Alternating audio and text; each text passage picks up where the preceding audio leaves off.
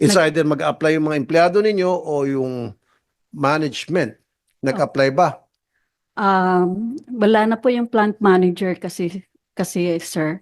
Bale nag-assume lang ako ng possession ng Navotas ng 2022 nung namatay po yung plant So, manager. hindi mo alam kung meron hindi kayong ko po. permit. Yes, Your Honor. Oh, Verify ko lang po. Ma'am Criselda. You see. Alam mo, I was there. Kumikita naman ng 1,000 sa Pakyawan. 1,000, malaki ano? Pero yung 1,000 from 8 in the morning hanggang 2 in the following day in the morning. 1,000. Ilang oras po yun? 8. 8 to 8, 12. 9, 10, 11, 12, 1, 2.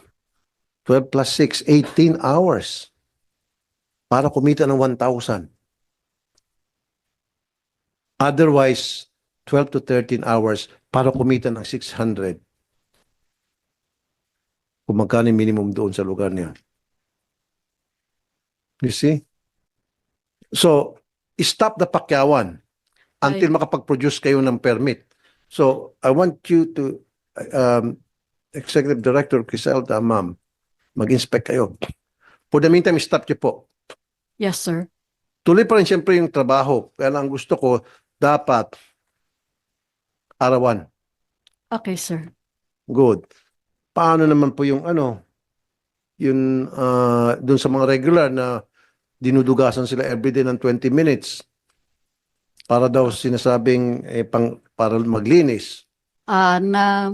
Na-comply naman na po namin. Comply. Meron na po kaming 8 to 5. So, meron naman kaming memo na naibigay na sa kanila na yung 4:45, they have to stop the working. Tapos, Okay. mag-umpisa na silang Good. maglinis. Para pagkatapos so ng 5 o'clock, then they can go home. Tapos, malinis na po yung aming lugar.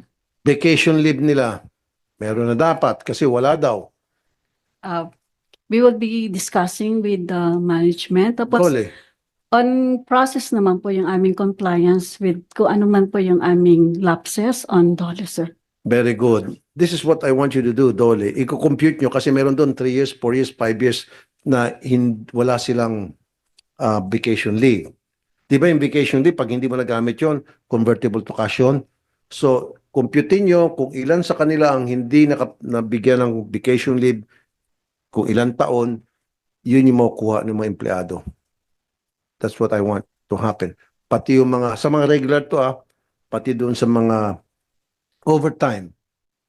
Kasi pinag-overtime silang 20 minutes 25 minutes. Pag hindi nag-overtime 25 minutes, ang ginagawa sa kanila, binabawasan. Kung minsan pinag-overtime silang 5 hours. Now, yung 1 hour, sinabing break time daw nila. Kaya 4 hours lang bayad sa kanila. So, i-monitor niyo po, please, Dole. Update po dito sa company po, sir. Kaninang umaga po, pumunta po yung taga-company para po makipag-settle po doon sa mga monetary obligations po nila. Ay, very good. Po. Totoo. Yes po. Sana po ay diba? naghingi po sila Kasama ko sa inspection very good.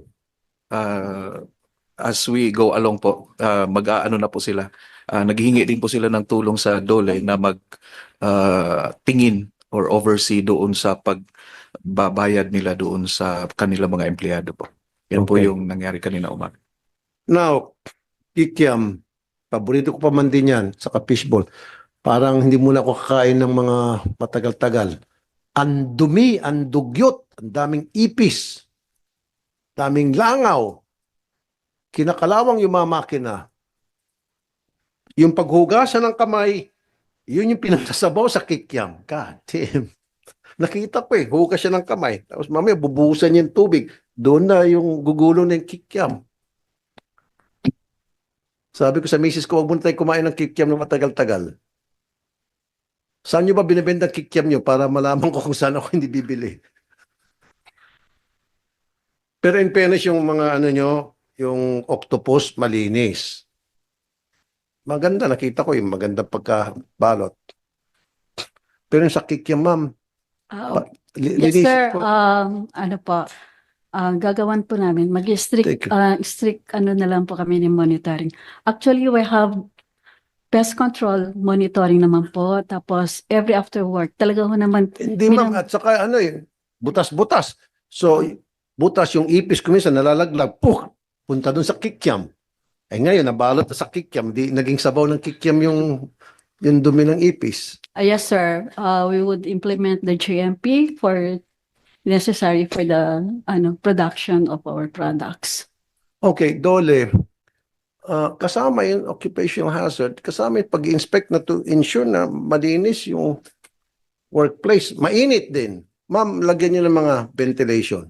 Yes, sir. Kasi yung sa cooking area, we have exhaust fans in the cooking area. So, Pero walang mechanical ventilation, meaning wala yung, yung umiikot po, meron po dun sa lutuan. wala po ako napansin. Kaya di ba, pawis na pawis ako. Meron po siya yung sa mga lutuan po namin. Eh bakit We po have wala, hindi ko exhaust naramdaman? fans po. Mainit po. Mechanical ventilation, ibig Yes. sabihin yung malaking electric fan. Yes, sir. We will, dagdagan na lang po namin, sir.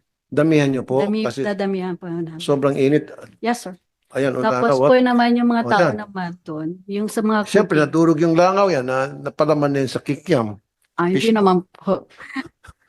Ang dami niyan.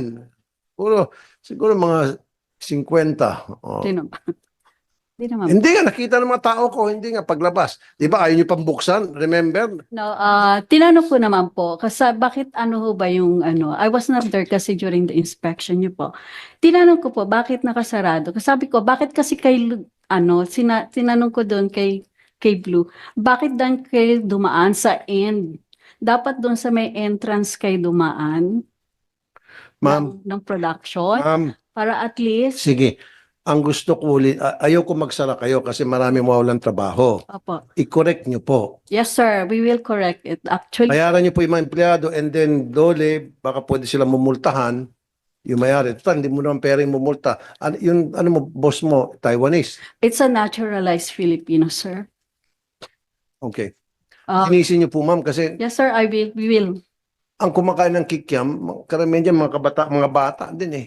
Opo. Isa ako doon kumakain ng kikiam at saka fishball. Totoo yan. Yes, sir. Yung tusok-tusok, paborito ko yan. Actually, medyo masama rin yung ng negosyo namin. Kasi from 200 yung workers namin early, ng 10 years ago, tapos nag-retrench kami before the COVID. Tapos ngayon, 2022, nag-retrench na naman kami. So, ang aming trabahador na lang po ngayon, yung aming workforce na lang yun is 64. 64. That's why I'm telling you, I don't So, want you to shut down. Yes, Kasi, sir. siyempre, pag nag-shutdown kayo, yung mga trabaho ninyo, wala ng work. Yes. Pero, So, alagaan nyo. nasabihan ko naman po yung mga tao natin. Kasabi ko nga sa kanila, dahil dun sa lapses ng aming paglilinis, sabi ko, wala naman tayong magagawa nun kung magsasara na. So, sabi ko, lahat tayo mawawala ng trabaho. So, pinapa-remind ko na lang po ulit. Tapos kung ano man po yung aming improvement for the working conditions sa area, we would comply, sir. Sige, mag-comply po kayo, ma'am. Lalo na dun sa sanitation. Yes, Please sir. lang. We will. Okay. And then, Dole, inspection ninyo. Do an inspection regularly para ma-ensure na hindi lamang yung mga manggagawa natin ang malalagay sa maayos yung kanilang kalagayan, kundi yung kalagayan ng mga customer nila, consumer. Very unhealthy. Yeah, actually naman, sir, we've been, ini-inspect naman ho kami ng aming may mga customer audit naman po kami. Sino po nag-inspect sa inyo? Customer audit. Ay, customer hindi. Madali lang yung customer. Gusto ko sana Dole. May nag-inspect ba na Dole? Unfortunately, none. Nan. Gaano katagal na walang inspection na Dole? I could not say. Yung masasabi ko lang po, ito mga 3 Okay. years lang. Sir. Gaano Pero katagal na po kayo sa company? 2011 po ako. Pero I was assigned in our head office. So, So since 2011 hanggang ngayon wala nag-inspect Ah, isang